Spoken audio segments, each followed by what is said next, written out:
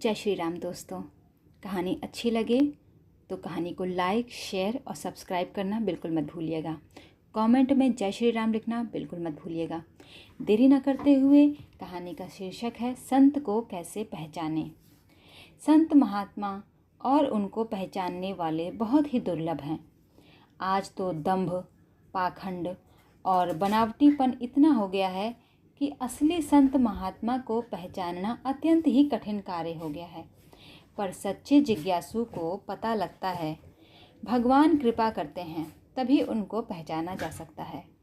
अब उनको पहचानना कैसे है? हम उनकी पहचान नहीं कर सकते, हम तो अपनी पहचान कर सकते हैं। एक कहानी है। एक नवयुवक राजगद्दी पर बैठा। 5-7 वर्ष राज्य करने के बाद उसने अपने राज्य के बड़े बूढ़ों को इकट्ठा करके पूछा, आप लोग बताएं कि राज्य हमारा ठीक रहा या हमारे पिताजी का ठीक था, अथवा हमारे दादाजी का ठीक था? किसका राज्य ठीक रहा? आपने हमारी तीनों पीढ़ियों का राज्य देखा है। बेचारे सब चुप रहे। एक बहुत बूढ़ा आदमी खड़ा होकर कहने लगा कि महाराज, हम आपकी प्रजा हैं। आप उम्र में छोटे हैं तो क्या हुआ? आप उम्र में छोटे हैं तो क्या हुआ? आप हमारे मालिक हैं। अब हम आपके बारे में निर्णय कैसे करें कि आप में कौन योग्य है और कौन अयोग्य है, कौन बढ़िया और कौन घटिया? ये हमारी क्षमता नहीं है। मेरी बात पूछें तो मैं अपनी बात तो कह सकता हूँ, पर आपकी परीक्षा नहीं कर सकता। राजा ने कहा, अच्छा, अपनी बात बताओ। वह कहने लगा, जब आपके दादाजी का राज्य था उस समय मैं जवान था। मैं पढ़ा लिखा था, शरीर में बल भी अच्छा था। मैं एक लाठी पास में रखता था।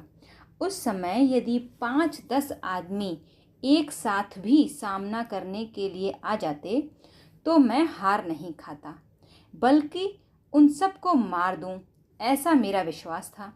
एक दिन मैं किसी गांव में जा रहा था। रास्ते चलते मेरे कान में किसी स्त्री के रोने की आवाज़ आई, तो मैंने सोचा चलकर देखें क्या बात है। मैं आवाज़ की दिशा में गया तो देखा कि एक सुंदर युवती अकेली जंगल में बैठी रो रही है। उसने बहुत कीमती गहने, कपड़े पहन रखे थे। मैं अचानक उसके पास पहुंचा तो वह डर गई और एकदम चुप हो गई। मैंने बड़े प्यार से कहा कि बहन, घबराओ मत, बताओ कि तुम क्यों रो रही हो। मेरा ऐसा कहने पर वह आश्वस्त हुई और बोली, मैं पीहर से ससुराल जा रही थी। साथ में 2-4 बैलगाड़ियाँ और ऊँट थे। रास्ते में डाकू मिल गए तो उनसे मुठभेड़ हो गई। मेरे संबंधी और डाकू आपस में लड़ने लगे। मुझे डर लगा तो भागकर जंगल में चली आई और यहाँ आकर बैठ गई। अब उनका क्या हाल हुआ यह तो भगवान जाने, किंतु मैं किधर जाऊं यह भी मुझे रास्ता मालूम नहीं है। मेरा जन्म गांव तो दूर है, लेकिन ससुराल गांव पास ही है, ऐसा अंदाज़ा है। लेकिन मैं जानती नहीं क्या करूं। यह सोचकर रोना आ रहा है। इस तरह कहकर उसने मुझे अपने ससुराल का पता बताया। मैं उस गांव को जानता था, इसलिए मैंने उससे कहा, बहन तुम चलो, डरने की कोई बात नहीं है, मैं तुम्हारे साथ हूँ। पूछने पर उसने अपने ससुर का नाम कागज़ पर लिखकर बताया। मैं उसके ससुर को जानता था, इसलिए उसे उसके ससुराल ले गया। रात हो चुकी थी। सब लोग तरह तरह की चिंता कर रहे थे। वे लोग बहुत दुखी थे, किंतु बहू के शरीर पर गहने आदि बहुत थे। बहू को सही सलामत पहुंच देखकर सबके मन में प्रसन्नता छा गई।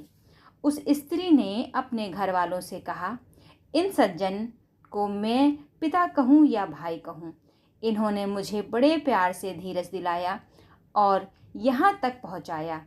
उसके ससुर मुझे इनाम देने के लिए 500-700 रुपये लाए और लेने का आग्रह करने लगे। मैंने अपना कर्तव्य समझकर यह काम किया था कि कोई दुखी है तो उसका दुख दूर हो जाए, इसलिए मैंने रुपए नहीं लिए। मैंने मन में सोचा कि अपने कर्तव्य पालन की बिक्री नहीं करूँगा। मेरे मन में रुपए न लेने से बड़ा संतोष रहा। मैं वापस चला आया। यह बात तो आपके दादाजी के समय की थी। इसके बाद आपके पिताजी का राज्य आया। उनके राज्यकाल के 5-7 वर्ष बीतने पर एक बार मेरे व्यापार में बड़ा घाटा लगा। धन की तंगी हुई तो मेरे मन में बात आने लगी कि उस समय इतना अच्छा अवसर मिला था। 10-15 हजार का तो गहना ही था। अकेली स्त्री थी, एक थप्पड़ मारता तो सारा गहना जेवर मिल जाता। आज यह दुख नहीं भोगना पड़ता। उस समय बड़ी भूल हो गई। अब पछताने से क्या हो सकता है। जब वे इनाम देने लगे तब भी मैंने नहीं लिया। बढ़ाई का भूखा आज तंगी भोगता है। इस प्रकार के भाव मन में आए थे। महाराज, आप तो अवस्था में मेरे पोते के समान हैं। आपके सामने कहने में लज्जा आती है। अब तो मन में ऐसे भाव आ रहे हैं कि उस समय उस स्त्री को समझा बुझाकर या धमकाकर अपनी स्त्री बना लेता तो आज वह मेरी सेवा करती और धन भी मिल जाता। परंतु अब तो बात हाथ से निकल गई है। पछताने से क्या लाभ। इस तरह महाराज, हम तो अपने मन के विचार बता सकते हैं। आप राजाओं का निर्णय कौन करे। आपका निर्णय करने की ताकत हम में कहाँ। राजा समझ गया कि बूढ़ा बड़ा बुद्धिमान है। यह बात भी कह दी और हमें रुष्ट भी नहीं किया।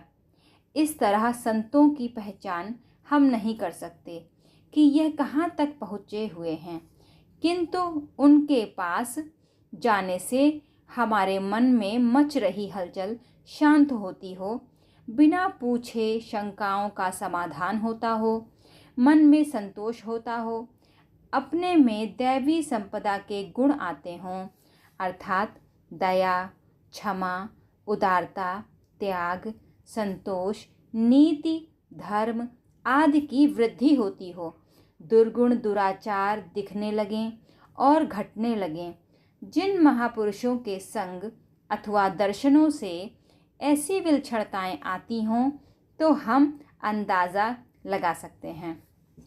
इसके अलावा हम गरीब हों अथवा धनी हों, जिनके मन में हमारी कोई गरज नहीं दिखती, हम धनी हैं तो कुछ ज़्यादा आदर करें और गरीब हैं तो निरादर करें। हमसे वे कुछ स्वार्थ सिद्ध करना चाहें, ऐसा हमें कभी लगता ही नहीं। हम उनसे ज्ञान योग्य, भक्ति योग्य, कर्म योग आदि की बातें पूछते हैं तो वे उनसे भी आगे की बातें हमें बता देते हैं। हमारी दृष्टि में सगुण, निर्गुण, साकार, निराकार के तत्व को जानने वाला उनसे बढ़कर कोई दिखता नहीं। ऐसे महापुरुषों का संग मिल जाए तो बड़ा लाभ होता है। कहानी अच्छी लगी हो तो कमेंट में जय श्री राम लिख करना बिल्कुल मत भूलिएगा। आपके सपोर्ट से ही मुझे उत्साह मिलता है। नमस्कार।